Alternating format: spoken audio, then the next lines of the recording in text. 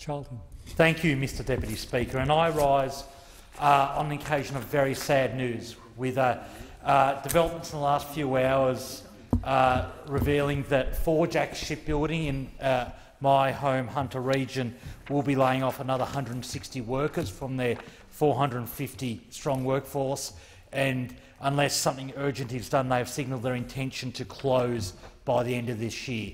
This will bring the workforce down from 900 to 450 to 290, and unfortunately zero by the end of the year. And this is a great tragedy.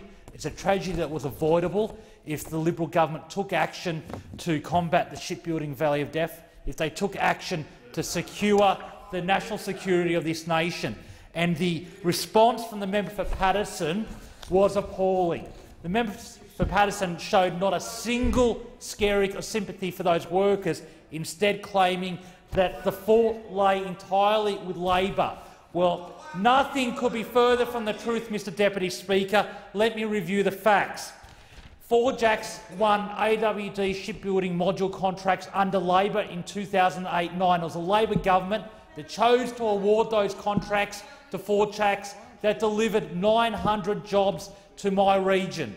Secondly, it was Labor in 2013 that had a plan to combat the shipbuilding valley of death through making the supply ships in Australia and looking at the future frigates. So any statement from the member for Paterson on this issue is a gross untruth and demonstrates yet again the incompetence of a man who's been demoted twice in the last 2 years due to gross incompetence by this government and by that individual. And there is a great human cost to this lack of action by the Liberal government. I met a redundant worker from Forjax in Toronto only 3 weeks ago who explained how he was doing it very tough. He was waiting for Centrelink benefits.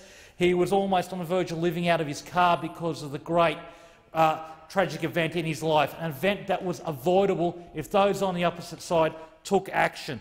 And this tragedy is not just occurring for Forjax workers and their families. It's occurring throughout the nation. We've seen the tragic news with BAE Shipbuilding and the loss of jobs there, and that shipbuilding yard is in huge doubt as well. And all this comes because of the broken promise from those opposite, their lack of action on combating the shipbuilding valley of death, their lack of action on submarines. Before the last election, they made a commitment to build 12 submarines in Adelaide, and they've broken that promise. They've broken that promise because they don't care about Australian jobs. They've broken that promise because at their hearts they don't care about national security. This is the party that brought us into the Second Iraq War. This is the party that brought us into Vietnam. This is the party of Pig Eye and Bob. They hide behind national security rhetoric. When it comes to putting our interests first, they fail.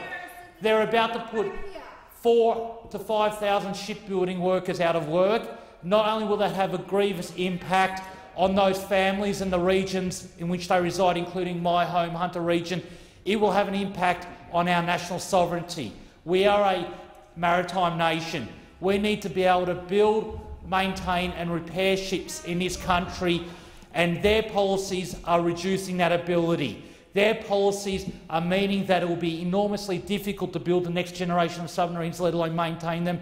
Their policy means it will be enormously difficult to build the next generation of frigates and maintain them appropriately. And the great tragedy is that our industry can compete against the rest of the world. By the time we were building the last few vessels of the Anzac class, we were building them cheaper than you could do in anywhere else in the world, Mr Deputy Speaker. And that was the benefits of a continuous build, a continuous shipbuilding policy, which was the policy of the Liberal government around 2003, and it lasted for 6 months before they abandoned it. Well, I'm calling on them to embrace it. It is the only solution to this policy, to this program. It is the only solution to a problem that is imperiling 5,000 jobs. It is the only solution to the undermining of a huge national defence capability that we need to rely on, God forbid we coming into any conflict. So I'm calling on the Abbott government to take action, to stop sitting on their hands as they've done for the last year and 9 months, to start doing something about it. They can't continue to blame a Labor government that took real action on this issue. They can't continue to play petty games of blame when our national defence is imperilled, when the jobs of 5,000 workers and their families is imperilled, and I call upon them to actually put the interests of the nation first instead of their political narrow interests. Thank you, Deputy Speaker.